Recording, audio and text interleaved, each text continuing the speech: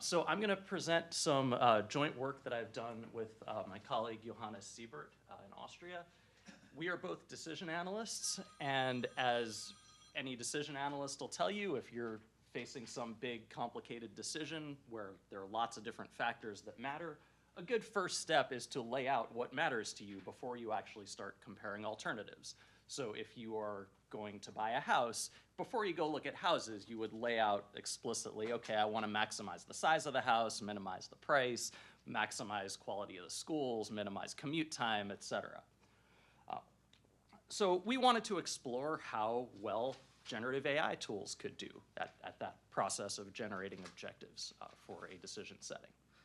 So just as an example, this is probably hard to read, but I asked it to generate some objectives for me for putting this presentation together, and it came back with, there's more, whole lot of objectives. I mean, many of these are good ideas. I would not try to use this to support any big decisions. There are definitely some issues here. And you might say, okay, but who cares? This is a little toy example. The point of this was not to make any or support any big decisions. So here's another example. Again, this is probably hard to read, but I asked it to create a set of objectives for a university that is struggling with declining enrollments and needs to make some policy and strategy decisions, which, you know, is an organizational decision rather than an individual decision. The stakes are a little bit higher. And again, it came back with a whole lot. And again, some of these are good ideas, but this would, and again, I know you can't absorb this whole set, but this would not help with making hard decisions. So this is what we do as decision analysts, and this is my super rigorous explanation of what goes into it. I only have 7 minutes, so this is quick. But the first step in this process is identifying your objectives, of laying out explicitly what it is that should matter to you when you go about making this decision. And it should be done in such a way that it will support the more concrete, structured mathematical portions that come later.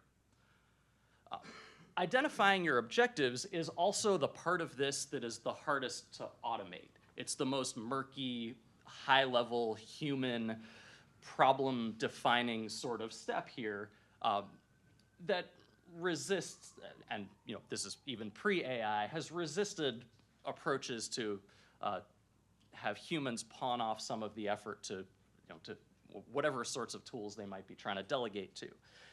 And we wanted to see how well generative AI could do at this. It's very hard to assess how well GenAI does at this for a few reasons. Like, initially, we came in thinking, yeah, it's not going to be very good at this.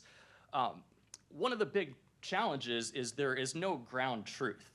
Like, decision makers are all different. They care about different things. These settings are all going to be unique. And I can't just X-ray decision makers' skulls and say, oh, well, you said you care about these things, but really you should have said this. So it's very hard to find a baseline to compare any set of objectives that it produces against. So what we did to obtain benchmarks is we found published sets of objectives for specific, big, complex organizational problems done by decision analysts, peer-reviewed by other decision analysts. And in all of this work, they didn't just say, here's my set of objectives. They explained the process they went through. They talked about why each one was included, why certain ones were omitted. So this is about as close as we can get to ground truth. This is about the gold standard for a good set of objectives for a specific problem. If you're curious, these were the domains that they spanned, so a variety of different areas. And most of the results qualitatively were true across all of these areas. Also, very much influenced by how we prompt the GenAI tool that we use. So we started with a simple baseline prompt, very much like the 2 simple examples I showed a couple minutes ago, and then we progressively made it a little bit more rigorous each time. So we explained what are the desirable properties of a good set of objectives. We employed a few other techniques like chain of thought, explaining, you know, the process of coming up with these objectives, and the opportunity to iterate and address issues in initial sets of objectives. We also did not want to just assess a set of objectives as being good or bad. We wanted to know what aspects of the process it does well and where it struggles. There are a whole bunch of properties that good sets of objectives are supposed to follow. Don't worry about absorbing all this. I'll give you the highlights in a sec.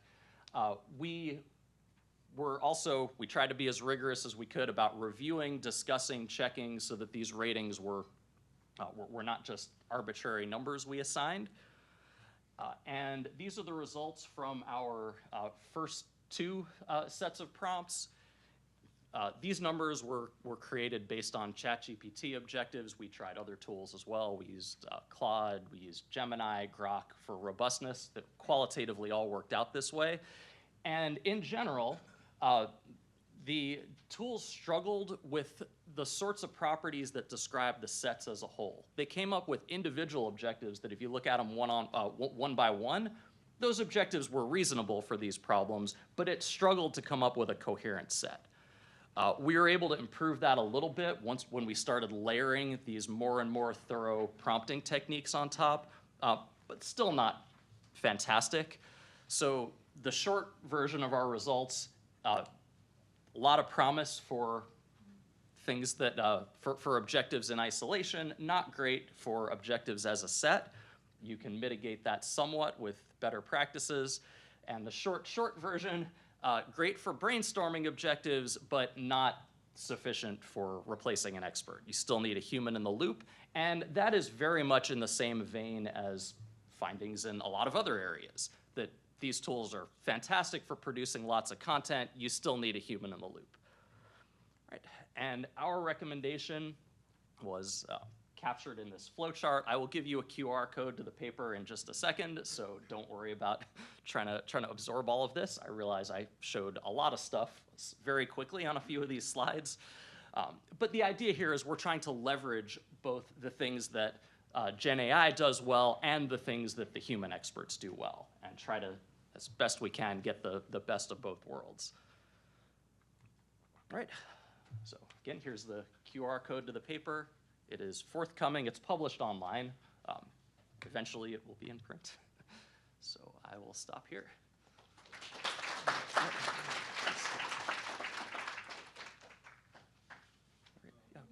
So does your study look at the different versions of AI tools, like looking at the evolution of their accuracy and effectiveness? So no, all of this was done in one shot. Do you have any sense on how well better the newer versions will do? So I have just informally tried this a few times, like when I was putting this presentation together, and these same issues still arise. I didn't go into the weeds on why it struggles with certain properties, but it's more foundational than just this LLM isn't sufficiently advanced. Yeah, Jonas. It's great to have studies, right, that do this comparison. So my question is, do you have any kind of idea how humans would actually do in a similar situation with the same information set? As that kind of counterfactual? So yes, great question. We talk about this in the paper a little bit, that there are specific ways in which humans who are not experts at this process struggle in generating objectives. So certainly a novice alone is going to do worse at this than a novice plus a GenAI tool. Yes? I'm interested in how you're planning to, or are you planning to track this going forward, because the models just keep getting smarter and smarter. If you're playing with the latest rendition of models, they learn things about you, and they start to infuse your past conversations into it. They provide some context around how you think about things, and it just keeps getting better and better. So how do you sort of see the results of this changing over time, and do you plan to track that? So yeah, great question.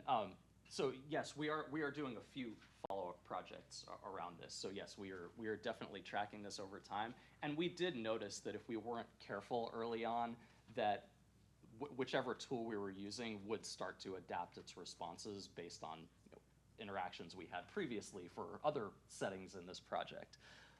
So yes, that was a challenge. Great, thank you so much. Yep, thanks, Wonty. Thank you.